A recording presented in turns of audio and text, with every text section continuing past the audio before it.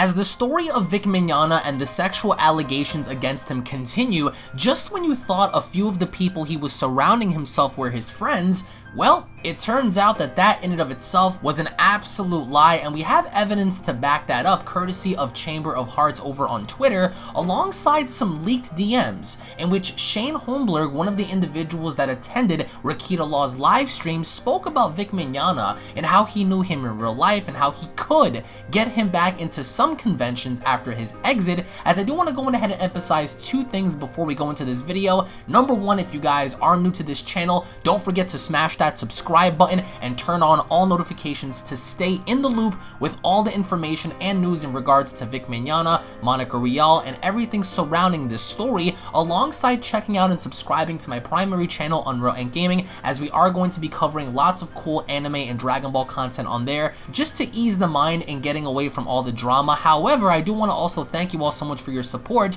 as courtesy of Chamber of Hearts on Twitter. You guys aren't going to believe this. She put out some interesting DMs on the very individual that stated that he could have VIC MIGNOGNA reinstated in some conventions, even going as far as to write an email to further validate this. Chamber of Hearts goes on to post on Twitter, and I quote, "So these were just passed off to me at Shane Holmberg. Had some interesting things to say here. Vic is not a predator and just overly friendly, and the other voice actors were never his friends. It was just an image thing. Wowie, hashtag I stand with Vic, hashtag KickVic, hashtag Vic kicks back." And in the first sequence of DMs, we see how an individual goes on to message Shane and having to repost a picture where Shane said, "Tell Vic I said suck it," as the individual goes on to quote, "Now you want to tell me and everyone who watched your stream with Nick that you work closely with Vic and his family and friends and you have his best interest at heart. All you've done is take the piss out of him and this situation." As Shane goes on to reply, and I quote, "Aw, you are so sad. I said I would bring him to a show and was serious, but then you all effed it up." As the individual replies, "Seeing is believing, Shane. You've shown us no proof that you have any compassion for Vic. I'm sad? You are the one ass-kissing Jamie and Monica and etc, etc. You couldn't answer a single question Nick presented to you on his stream. And now just because I pointed out you thinking the Vic situation is funny, yet I'm the sad one? Apparently, you bring guests to a show, you said you can offer him a show, but apparently it's our fault that he can't go? You was never going to bring Vic to a show. All someone has to do is look at your tweet, since this had began to see your anti-Vic." As Shane goes on to reply, "I do think the whole thing is funny, cause all you keep effing it up for him, and you won't even realize it yet until it's too late. I don't need to answer anything for Nick. He doesn't talk to the industry. He doesn't talk to Vic or Vic's lawyers. He's another YouTuber with a theory, and people in the actual studios are daring Vic to sue so discovery can happen. I think I'm pretty safe not caring what someone with a theory thinks." As the individual replies, "Theory? You said on stream as I was watching, you said two things. Number one, he was kicked from the cons because of hugging and kissing someone on the cheek. When asked why you didn't answer, you simply said, well, you know why. So I ask you the same thing. Why was he banned from 10 plus cons? Also, number two, you said, and I quote, he hasn't changed yet. When asked what hasn't he changed from, your jaw hit the floor and said, so I'm not unreasonable. I'm going to sit here and allow you to provide evidence on Vic's sins. If you can't, you simply prove my point." As Shane goes on to state, "Okay, sorry, got distracted multitasking. I'm going to tell you the same thing I told a million people over the last few days. It is long, feel free to ask questions." So basically, in a nutshell, Shane is blaming all of you that do support VIC MIGNOGNA in this case for him not being able to return or attend any con, as quote, Shane was going to do so, but since everyone else effed it up, he can't proceed. As Chamber of Hearts goes on, and I quote, "Notice in the second shot above, we're blamed for him not quote helping Vic, shaking my head, man can't keep his damn mouth shut to save his life." As the screenshots go on in the private DMs, and I quote from Shane, "So first off, for all you hear about the sexual predator thing being thrown around, just toss that right out. Vic is not. Vic is a guy who is very friendly, sometimes overly friendly. This is all going to be considered option for the record. So for, I guess, stretching back maybe a decade or more, I don't have exact dates. Vic has seemed to around the country, which doesn't make any sense, had issues where he was overly friendly, bad at flirting, joked in inappropriate ways, just a bunch of stuff that wasn't illegal. So let's say 90% of the last decade and a half maybe. Sometimes in that, he would have issues where he would go on a bit farther, which again, his grammar is absolutely horrible, but I digress. And what he did was beyond what could be considered okay for the workplace. Stuff that wasn't illegal but could easily get you fired. But he was a huge star and really had not broken any laws, and so a lot of people let a lot of stuff slide. Back around 2014 to 2016, he was even banned from some cons for what appears to be the exact kind of behavior. But everyone forgets stuff, and he is a huge star, so eventually he came back. So let's imagine the last decade of this random stuff around the country where people think, hey, that's not right, you know, money. As it continues, eventually there was a funny HR investigation in 2018. This part is speculation. So the investigation went through and they decided he did enough to warrant being let go. But hey, no, there is a huge movie coming out and we need to hype it. So they just put it on hold, and then after the movie decided to act on it. At around the same time the movie was coming out, RT had their own thing going on and they said, hey, no, goodbye. While at the same time, dozens of other people came forward with something. Then cons who had known all this shit all along were like, wow, about time, and eventually had an excuse to let him go. But of course, mix that in, since 2018, people started looking at the other 10%, we had not talked about that yet. As Shane goes on, number 1 exactly got him fired from the workplace. That was it. No charges filed, no arrest, just fired. Number 2, my only guess is that they waited because if they did it before the money was there would be outrage and it would tank sales. I have no idea, but that's my guess. Number 3, they were not his friends. A friend he used to get out of bed would drive to a con and she would hate everyone in the world, being sick with a fever, and still get to her table and smile like nothing was wrong and smile for pictures while hugging someone she didn't like. Even people who hit on her all the time. Because they get in front of a camera, they have to sell an image. I mean, these are just people. When they get in public, they have to sell an image, and then once it's all over, go complain later. You see pics of her at tables with Vic, but not the 5 seconds before or after the picture was taken. As of course, Chamber of Hearts goes on. One more, I am putting these out as I get them. He was never helping out Vic, but hammering on him until Vic acted the way Shane thought he should. What a scumbag. As of course the DMs continue, Shane goes on to state, and I quote, because just because I think he royally effed up over the years doesn't mean it can't change. And until it does, I'm going to hammer him non-stop, because this isn't about Monica or Jamie. They were like the absolute last people to ever come out. This is about a decade of doing stuff he shouldn't be doing, and no one gave a shit until the cost of liability outweighed the profit he would bring. So basically what everything here sums up is that number 1, none of these VAs were Vic Mignogna's friend from the start. Number 2, apparently there was an investigation back in 2018, but apparently Funimation and company wanted to prolong this because they didn't want the Broly movie to fail. So they waited long enough apparently until after the Broly movie came out to publicly fire this man and destroy his image. Number 3, Shane isn't answering the question of what exactly Vic Mignogna did behind the scenes, but more or less elaborating on the fact that he was doing things behind the scenes and doing things at conventions that made people uncomfortable. But the question is, what did he do? And on top of all of this, from Shane himself, he went on to blame the fandom for Vic Mignogna not returning, along with blaming everyone who supported Vic in basically stating, well, you guys messed up, you guys messed it up for him, and that the industry itself is waiting for Vic to sue so they can take the necessary steps to go on and continue in pursuing Vic Mignogna and having to fight against him. So all of this coming out via DMs, I don't agree with Shane at all when it comes down to the pure ethics of how they handled the situation. Of course, every single situation in life is handled differently depending on the case itself, but I feel as if something fishy is going on, and they actually planned this for a while. As stated by Shane, they were looking to get rid of Vic for a while now, but being that they simply couldn't recast him because they were afraid of public outrage and loss of money, because at the end of the day, it doesn't matter if you're black, white, brown, or yellow, the real color that matters here is the color green.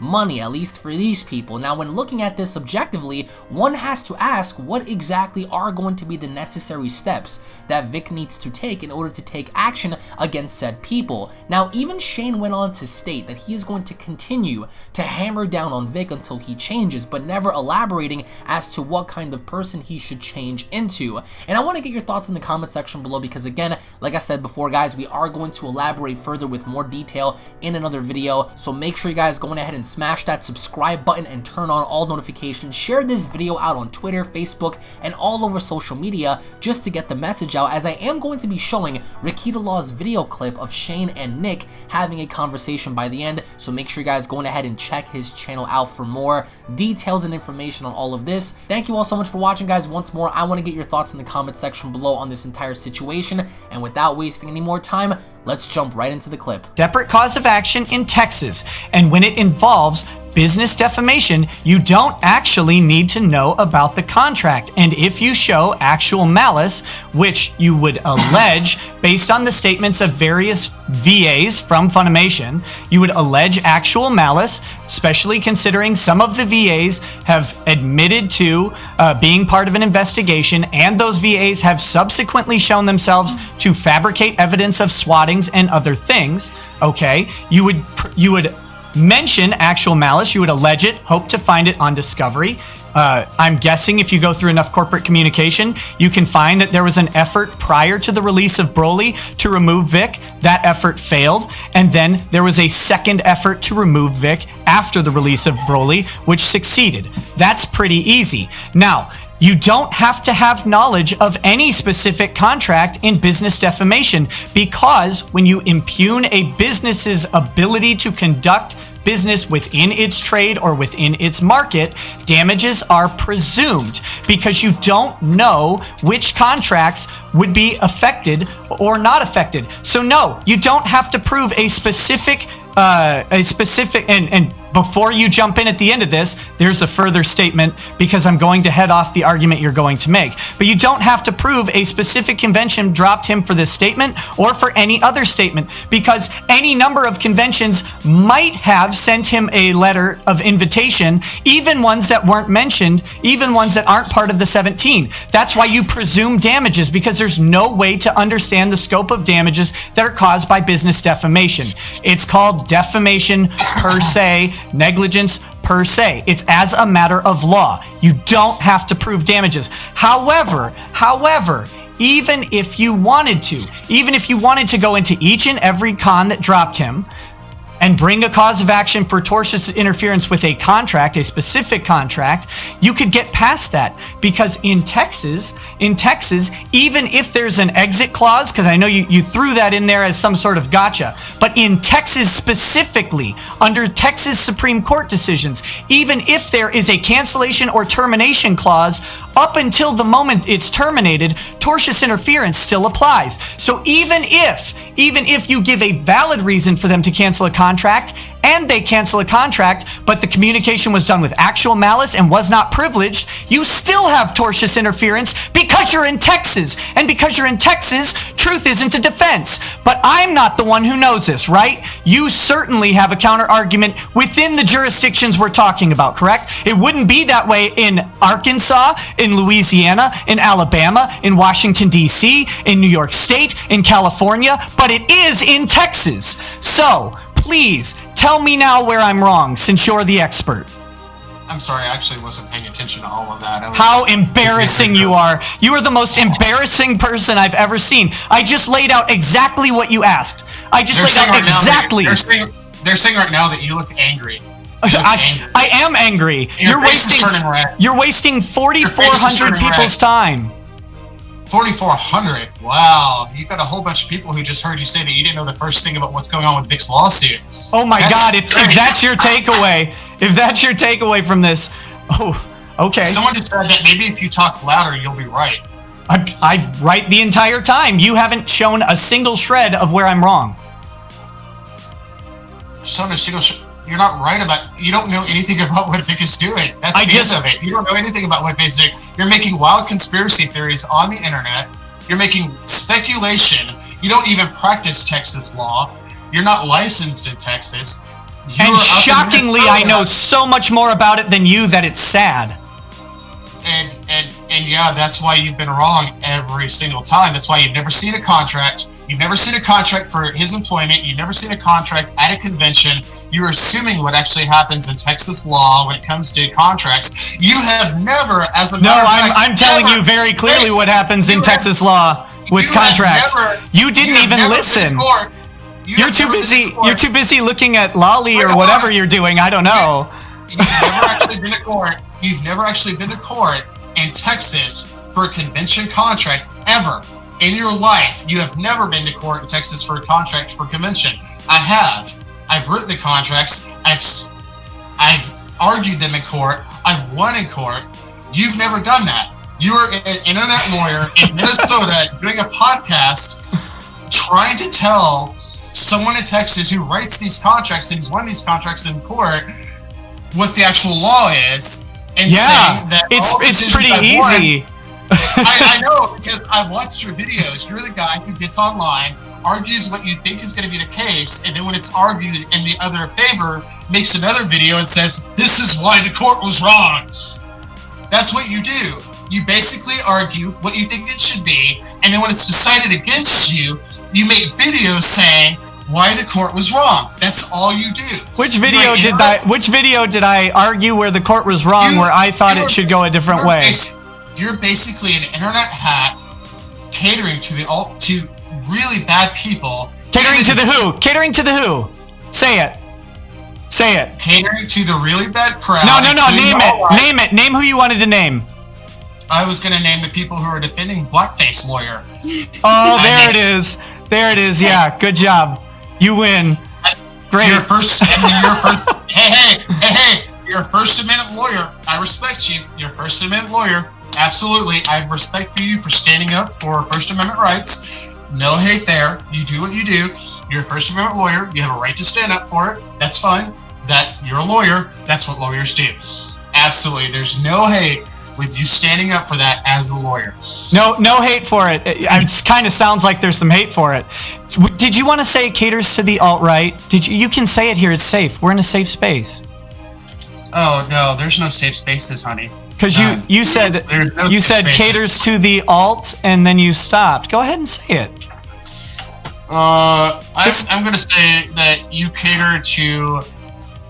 You're gonna cater to a branch of people that even some people on the alt right are ashamed of. That's all I'm gonna say. That's what you do. Sounds good. Sounds good. All right, now back to the subject that you brought up and demanded. You demanded I name a thing, right? So I said tortious interference with business prospects. Then you said, how is he going to do this? Then I laid out literally step by step exactly how you do it in Texas, and you said, I wasn't listening. So why don't you go in and tell me where I was wrong?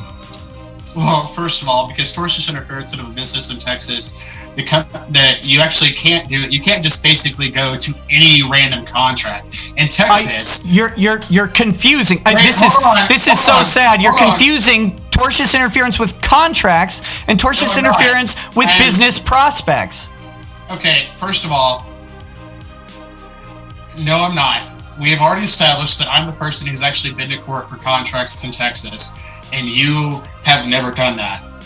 So. And then why am I so much more versed in it? Obviously you're not. I mean, obviously that's why you're just a podcast lawyer. Then name where I'm wrong. Name where I'm wrong. Well, I was just doing that before you interrupted me. Okay. I'm afraid of being embarrassed. Go ahead. Go ahead. Tortious interference of a business in Texas. The company that, if you're suing a company, you have to prove that company intentionally meant to interfere with a contract out of malice. Oh my God! No, that's tortious interference with contract, not with business prospects. Look it up. Where are you reading it from? I understand that you're a YouTube podcast lawyer. Can you at least look at Google before you come on these shows so you don't embarrass yourself? Oh, buddy, take your own advice. I did. Trust me, I did. Trust me, I did. And I'm coming on the show, and I am nobody. I am nobody. I'm nobody. I'm nothing. I'm not a lawyer. And I'm sitting here telling you the law in Texas, and you're a guy who didn't bother to do your research before you came on this show. You have said so many times, you're laying out very well the elements of tortious interference with a contract. With a business, but you keep interrupting me because you're afraid of getting embarrassed. And I can bring up the case law if you would like. Go unless ahead. Unless you don't want to be embarrassed on the internet. Go ahead. Believe me, I have no fear of being embarrassed on the internet. You obviously not. I mean, shit. I mean, people are already talking about this. This shit's getting spread around right now. Good. Put it all out. You realize, of course, I do this publicly all the time. I do realize, and I realize that there's a reason why you did the GoFundMe, and I realize why that you have been catering to the people you cater to, and I realize why you're putting out the conspiracy theories, and I understand. I know what it's like for someone, you know, I understand why you're doing what you're doing. What you don't understand how to do is answer a question, apparently. No, yeah, okay. As a matter of what your 44,000 viewers have been saying this entire time while you've been going on getting all red-faced is 90% of the time I've been sitting here laughing at you while I'm typing to other people because a lot of the stuff that you're saying is ridiculous. And here's the thing, at the end of the day, you realize that real quick, you realize that this chat that is running, that you're claiming what they're saying is archived, right? And it's playing on, like, people will be able to watch it. Like, you realize, okay, I'm just making sure. I'm glad that they can actually watch it. I really am, because it's going to come in handy later. So, at the end of the day, at some point down the road, Vic is himself going to decide what he wants to end up pursuing. He's going to decide if he wants to end up pursuing a PR campaign to try to make a comeback in the business, or if you're supposed to lay out the elements of tortious interference with business prospects in Texas. Like, where did that go? I'm working on it right now. We're having a conversation while I'm working on it. Oh, I guess. I mean, it's fun that you're getting Cliff's Notes from Discord and using Google.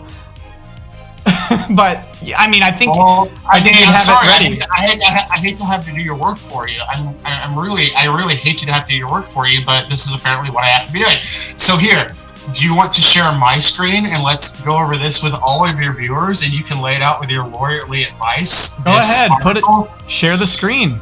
It's focused on you right now. Click on the green arrow. All right, let's do this. Let's go ahead and lay this out. Let's go with this one first. This is just the first one I pulled up. I haven't read it yet. So let's see if this is a good one. I don't know if this is a good one or not, but we'll find out. Let's read it. Proving fraud can be complex. Sorry, Nick. But the idea is straightforward. You enter a contract with a party who lies about a significant fact. You recover more damages through litigation. So I guess we'll come back to the lies about significant fact, because your entire argument, of course, is that Vic can prove that everyone lied about him. But we're going to leave that for later. Let's just go on with this. Pure people, even sophisticated parties to contract understand trust, blah, blah, blah. So here, let's go over the basics. A contract exists between you, a third party, willfully and intentionally interfered with that contract. So, Nick, yeah, a contract exists between you and a third party willfully and intentionally interfered with that contract. This is not, I mean, Can you wait? Go back down to no. Go back to that, please. We weren't done. No, we weren't done. I wasn't done being educated. Now go up 2 lines. Go up 2 lines and read the bold text. Read the bold text. No. 2 lines from where you were. Go down 3 lines now, I guess. Have you been drinking more than me? To prove tortious interference with an existing contract. Yes, tortious interference with a contract. With an existing contract. Yes. You got it. Hold on. You have learned. Hold on. You're going to tell me that your entire conspiracy scheme is based on the fact that Vic knows which cons are going to book him? No. This year? No. How do an existing contract? Are you serious? No. Are you serious right now? You're trolling. You have to be trolling right now, right? Like, because I've said over and over and over again that tortious interference with a contract is a separate cause of action. Okay, it's not what we're talking. Let's talk about this line right here. Willfully and intentionally interfered with that contract. Yes, because that's tortious interference with a contract, which I've said probably 50 times that we're not talking about that cause of action. Oh my God. All right. No. Let's do this. Nick, bring up your law text because you're the law expert. Bring up your law books and show us. No. I don't need to because I've said over and over we're not talking. I got it. That's not what I'm talking about, but I'm not going to show you what I'm talking about. I don't need to. I'm actually an expert. I'm the guy who writes the webpage. Do you understand? Like your webpage? I've seen it. It's disgusting. It's embarrassing. Good. You got a webpage. You got a webpage updated in January of 2018 with a YouTube video. Yes. I don't know what you're saying. You're an expert at. I'm an expert at law. Oh my God. Obviously not. Buddy, you don't realize, like, this is weird because from the get-go you kept saying with an existing contract, and I'd say no, not with an existing contract. That's a separate cause of action. That is a separate thing entirely. And then you go to your source and you read tortious interference with an existing contract. I mean, like that. Halfway down the page while I was reading a brand new page that I admitted I had never read before, and you stop me and say, "Wait, that's not what I'm talking about." And I'm like, because it's not. I've said I know you didn't read it. It's obvious because I said over and over we're not talking about tortious interference with an existing contract because I said I don't have the contracts. And oh, yeah, exactly. Yes, I don't have the contracts, so I wouldn't bring that cause of action. Would you like to see one? Do you want to see one? I don't. What would it help? No? I don't care. Oh, okay. I'm not bringing that cause of action. I'm not even proposing that cause of action. Your brain is stuck on a loop, on a gotcha loop, where you think I've never even mentioned tortious interference with a specific contract. Oh, no. I've never mentioned it, and every time you bring it up, I say, no, not that one. No, not that one. No, not that one. Well, we can bring up... It's business defamation, man. Oh my God. Hold on, I got a message from one of Vic's people. Let me just look at it real quick. Oh, good. Sources all day. Lots of dead air. Dude, it's not... Dude, this is one of Vic's people. I have to respect one of Vic's people when they're talking to me when I'm on your show. I mean, seriously. I mean, drink your rum. Go for it. I don't... I'm not pointing at the rum, buddy. I mean, these people are closer to Vic than you are, so, I mean, if they messaged me in the middle of this interview and they knew I was having it, then I need to answer them. Yeah, you better answer them. Oh, yeah. When are you ever going to address any argument I've made? I addressed arguments you made throughout this entire show. No, you didn't, because I've been talking about business defamation, which comes out to tortious interference with prospective business relations, which involves a false statement that is made that causes interference with prospective contracts, not existing contracts. And damages are presumed because it's defamation and you don't actually have contracts. Because if you could just unperson someone and they never get work again, you're like, you couldn't get contracts again. That wouldn't be an effective remedy of the court.